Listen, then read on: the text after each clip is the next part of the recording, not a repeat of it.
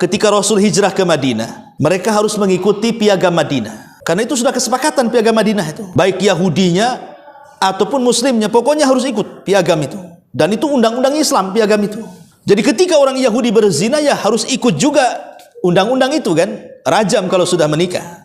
Kalau belum menikah ya dicambuk 100 kali, diasingkan setahun. Jadi orang Yahudi ini ditegur oleh Nabi SAW bahwa rajam bagi orang yang berzina itu bukan ada dalam Quran saja, bahkan dalam kitab kalian juga ada, kata Rasul. Tiba-tiba orang Yahudi mengatakan, mana ada katanya, nggak ada katanya. Kata Rasul, kalau gitu ambil kitab kalian. Diambilnya Taurat, dibaca di hadapan Rasul. Ketika dia megang Taurat, jadi bagian rajam itu ditutup sama jempol dia. Kata orang Yahudi, mana ada ayat rajam katanya. Kebetulan di samping Rasul ada tokoh Yahudi yang masuk Islam namanya Abdullah ibn Salam, dan mengatakan, irfa yadaka, angkat tanganmu katanya. Pas diangkat, itu ada, kan kurang ajar dia.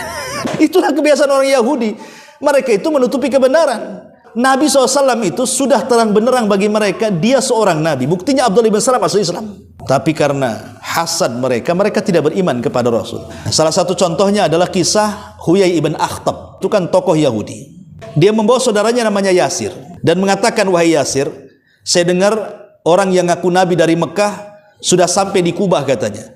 Ayo kita intai, sesuaikan dengan ciri-ciri yang kita baca. Pagi-pagi buta Huyai bin Akhtab dengan Yasir berangkat dari kota Madinah ke Kubah. Kemudian dipantaunya Nabi SAW selama di Kubah itu.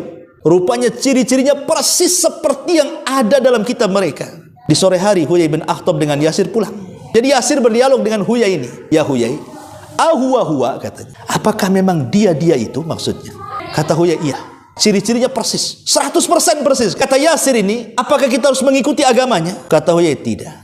Selama nyawa ada di kandung badan, aku akan menjadi musuh abadinya katanya. Kan kurang ajar tuh. Dia meyakini Nabi SAW Nabi, tapi dia ingkari dan mengatakan selama nyawa di kandung badan, aku akan menjadi musuh abadinya sampai mati. Kenapa? Karena hasad. Kenapa hasad? Mereka tidak terima ketika mereka beratus-ratus tahun menunggu kelahiran seorang Nabi akhir zaman yang mereka kira itu turunan dari Bani Israel, rupanya keluar dari Bani Ismail. Disangkanya Nabi itu akan lahir dari tubuh mereka, turunan mereka Bani Israel. Karena kita tahu bahwa Nabi-Nabi itu kan rata-rata Bani Israel kan. Itulah yang hasadnya mereka. Sehingga Allah katakan, ya'rifunahu kama ya'rifuna abna'ahum. Padahal mereka mengenal Nabi yang akan lahir itu persis seperti anak-anak mereka. Tapi apa yang terjadi? Mereka menyembunyikan kebenaran.